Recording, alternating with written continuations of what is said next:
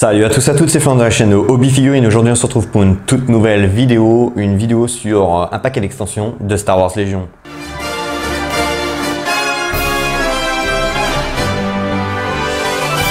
Donc vous l'avez reconnu, c'est le directeur Krennic, un personnage emblématique de The Rogue One, donc le film qui se trouve juste avant l'épisode 4. Directeur Krennic, un paquet d'extensions que j'ai eu au magasin Double 6 Camp, donc Sandy Rugéole. Ce paquet d'extensions a traîné comme le paquet d'extensions Death Troopers que vous avez vu précédemment dans l'unboxing des Death Troopers. Ça fait plusieurs mois qu'ils sont déjà sortis dans les autres pays étrangers et malheureusement c'est clairement FFG France et Asmodée qui ont merdé en termes de délai de traduction et comme d'habitude voilà, on attend. Donc il y a certaines personnes qui ont acheté déjà en VO, qu'on en marre d'attendre, mais bon, j'ai déjà expliqué ça dans la vidéo du sondage Star Wars Légion sur The Clone Wars, donc n'hésitez pas à y faire un petit tour. On a débattu un petit peu sur ce sujet et clairement il faut que FFG et Asmodée puissent travailler dans de meilleures conditions, qu'ils puissent mieux s'organiser pour que ce genre de paquet d'extensions sorte plus tôt. Donc directeur Krennic, une figurine d'un personnage commandant qu'on va pouvoir avoir sur nos tables de jeu avec des cartes de commandement. Donc bien sûr on a cette figurine en plastique à monter et à peindre. On a 3 cartes de commandement, on a la carte d'unité, 3 cartes d'amélioration, 12 pions d'hiver et un feuillet de règle. Donc tout de suite on va passer à l'ouverture de la boîte. Toc. Alors, donc ce paquet d'extensions est en VO et en VF, donc c'est pour ça qu'on a 2 fois la traduction au niveau des livrets et des cartes. Donc on a les cartes en français qui se trouvent avec la planche de token et ça c'est la carte en anglais. Enfin les cartes en anglais. Je les garde pour la simple et bonne raison qu'il y a certaines cartes que je peux utiliser pour ajouter comme je l'ai dit sur beaucoup de paquets d'extensions. Ça fait des cartes en plus et celles qu'on ne peut pas utiliser en plus, je les garde et je les mets de côté au cas où je perdais les autres cartes. Ça peut arriver malheureusement lors d'un tournoi, paf, une carte disparaît. Bon au moins j'ai encore la version anglaise, ça peut toujours servir. Donc on a bien sûr la figurine qui se trouve ici. Alors on peut apercevoir qu'il n'y a pas grand chose à monter, donc ça va être assez simple. Le fameux petit socle complètement dégueulasse de chez FFG, moi je vous conseille les socles transparents, c'est beaucoup plus agréable pour jouer sur n'importe quel type de playmap.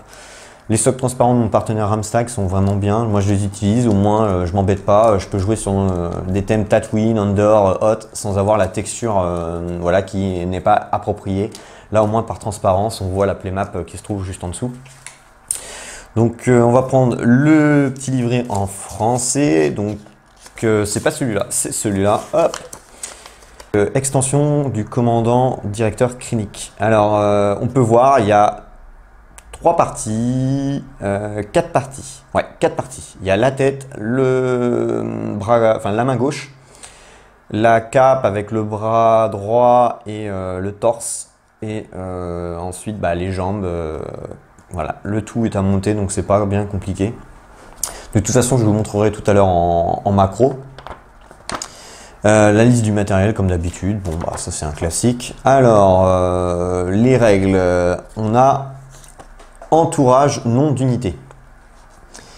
Lorsque vous créez votre armée, si un joueur inclut une unité dotée du mot-clé entourage, il peut ignorer le rang mais pas la valeur en points d'unité qui porte le nom spécifique par le mot-clé entourage. Ignorer le rang d'unité signifie que les rangs de l'unité ne comportent pas dans les restrictions de rang appliquées lors de la création d'une armée standard. Une armée peut ainsi contenir plus d'unités d'un rang spécifique que ce qui est normalement permis par la restriction de rang. Grâce à un mot-clé entourage, une telle armée remplit toujours les conditions de création d'une armée standard. À chaque phase de commandement, pendant l'étape donner les ordres, une unité dotée du mot-clé entourage peut donner un ordre à une unité alliée à portée 1-2 qui porte le nom spécifique par le mot-clé entourage. Ensuite, on a tireur d'élite 1. Tant que vous effectuez une attaque à distance, réduisez le couvert de 1 du défenseur. Donc ça, c'est connu. Mais ça, c'est la première fois que je vois ça. Donc, tac, tac, tac, tac. OK. Donc ça, on en reviendra juste après. La figurine, je vais la monter tout à l'heure, comme je l'ai dit. Ce qui nous intéresse, c'est ce petit sachet, parce que les cartes quand même sont intéressantes. Et j'espère qu'il y a des très bonnes cartes de commandement. Donc, toc, La planche, bon bah c'est un classique, on a des pions blessures parce qu'il a plusieurs PV, on a des pions suppression, visée, esquive, attente, panique et le pion d'ordre avec le symbole commandant. Le profil de Krennic, alors il vaut 90 points, donc déjà il est largement moins cher que beaucoup de commandants comme par exemple Dark Vador. Il est unique comme d'habitude, c'est normal, c'est un soldat. Il a 6 PV et 2 de courage. Par contre, il défend avec des dés blancs. Et là, c'est le gros bémol. Les adrénalines se transforment en critique en attaque et bien sûr en défense, ça se transforme en bouclier. Il avance de 2 en mouvement. Pour accord, un dé noir. Attaque à distance avec son pistolet blaster DT29 de Krennic, portée 1-2, un rouge, un noir, un blanc, perforant 1. En gros, c'est pas un personnage pour l'instant qui fait pour vraiment taper, mais je pense qu'à mon avis, il y a autre chose de plus intéressant, c'est sûrement dans les capacités. Donc, contrainte. Après qu'une unité autre alliée a porté un de ses ralliés, si elle est démoralisée mais pas paniquée, elle peut gagner un pion suppression pour effectuer une action se déplacer gratuite. Et là, c'est intéressant. Malin, lorsque les cartes spécifiques à votre commandant sont jouées, en cas d'égalité pour la priorité, traitez votre carte commandant comme si elle affichait un point lumineux de moins. Et ça, c'est bien. Du coup, ça vous permet d'avoir l'initiative. Donc ça, c'est bien, c'est bien, c'est bien. Entourage Death Troopers impériaux, tireurs d'élite 1. Donc voilà. Donc ce qui nous intéresse aussi, ce sont bien sûr les cartes d'amélioration. Donc on en a 3. C'est pas énorme par rapport à un paquet quand même qui est intéressant. Qui est fait justement pour apporter des améliorations. On en a que 3. J'aurais aimé au moins 4-5, mais bon. Ordre strict, donc 5 points, c'est ce petit symbole là. Quand une unité de soldats alliés dotée d'un pion ordre face visible s'active pendant son étape se rallier, elle peut retirer un pion suppression au lieu de lancer des dés. Donc ça c'est plutôt fort. C'est même très fort je trouve, c'est vraiment bien. Ouais, j'avoue, c'est pas mal. Chef estimé, ça on connaît déjà, donc 5 points. Tant que vous défendez, chaque unité de soldats alliés à portée 1 gagne gardien. Tant qu'une unité alliée à portée 1 et en ligne de vue défend contre une attaque à distance, vous pouvez annuler jusqu'à 1 résultat touche. Pour chaque résultat annulé, lancez un dé de vos défenses, convertissez les adrénalines, puis subissez une blessure pour chaque résultat vierge. C'est une bonne carte, c'est assez défensif. Et on a donné de reconnaissance, vous gagnez éclaireur 1, donc ça c'est le petit sac à dos 2 points, donc ça c'est connu, c'est-à-dire que quand vous vous déployez, vous pouvez faire jusqu'à un mouvement de 1 au-delà de la portée du déploiement, donc c'est pas mal. C'est bien pour des éclaireurs, après pour Krennic, je pense pas que ça soit super nécessaire, mais bon après c'est que 2 points, donc encore ça peut le faire. Donc gardien c'est pas mal. Mais pour moi, cette carte-là est super. Donc moi, je partirais plutôt sur cette carte-là. Combinaison, même celle-ci. Voilà, ça vous fait un personnage à 100 points. Éclaireur 1, pour moi, c'est pas super indispensable. Donc voilà. Ensuite, les fameuses cartes de commandement donc, du directeur Krennic. Donc, un point lumineux, ambition dévorante. Donc ça active que le directeur Krennic. Au début de la phase d'activation, placez sur cette carte 3 pions ordre face cachée. Pris au hasard dans votre réserve d'ordre, vous pouvez regarder ces pions ordre à tout moment quand vous êtes censé piocher un pion ordre de votre réserve d'ordre. Vous pouvez choisir un pion d'ordre de cette carte et l'utiliser à la place. C'est pas mal, mais disons qu'en un point lumineux, on a vu des cartes beaucoup plus fortes. Là, franchement, ouais, c'est un peu encore du hasard. Je suis pas spécialement fan. Autant on a des cartes super avec un point lumineux, par exemple chez le Général Wirth, par exemple. Là, je suis pas fan. Personnellement, c'est bien, mais c'est pas ouf. Et surtout pour un point lumineux pour prendre l'initiative, c'est du hasard. Ouais, je sais pas. Je suis pas spécialement fan. Déployer la garnison. Donc 2 soldats. Au début de la phase d'activation, choisissez jusqu'à 2 unités de soldats alliés dotés de pions ordre face visible. Chaque unité peut effectuer une action en attente gratuite. Ça, c'est fort.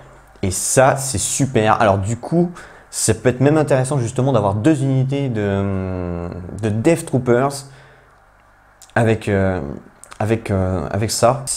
S'il y a une combinaison à faire assez intéressante en termes de stratagème, cette carte est vraiment bien. Moi, je suis vraiment fan et je pense qu'à mon avis, je me dis qu'en fait, une deuxième unité de Death Troopers avec Krennic, ça peut être très fort avec celle-ci.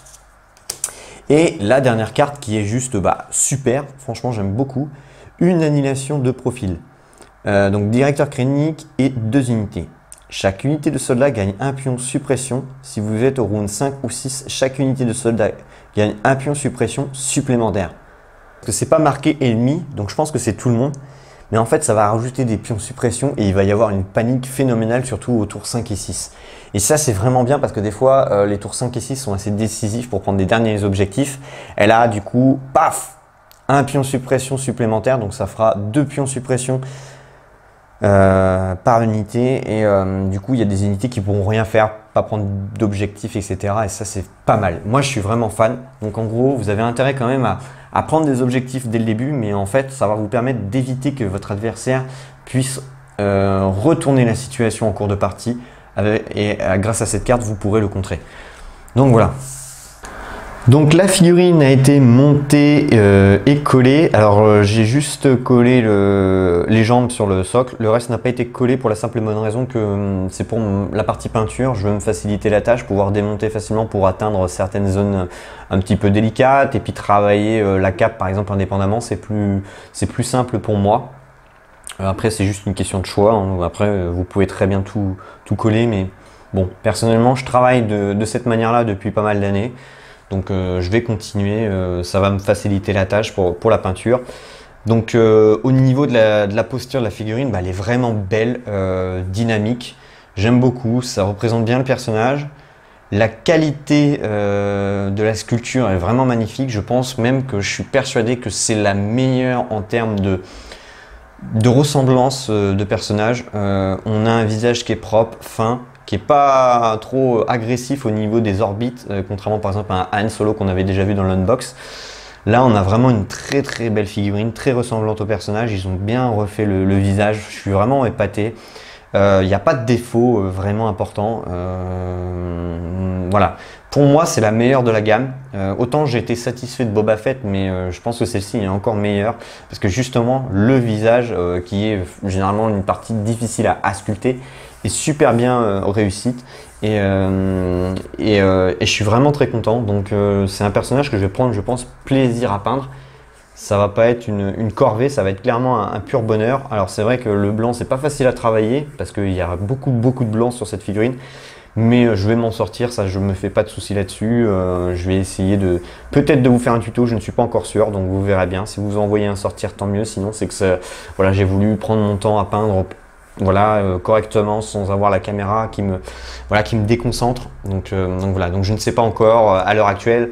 Je voulais juste vous montrer voilà, la figurine montée, histoire de vous rendre un peu compte, mais vous la verrez bien sûr sur des rapports de bataille une fois fini, sans aucun problème.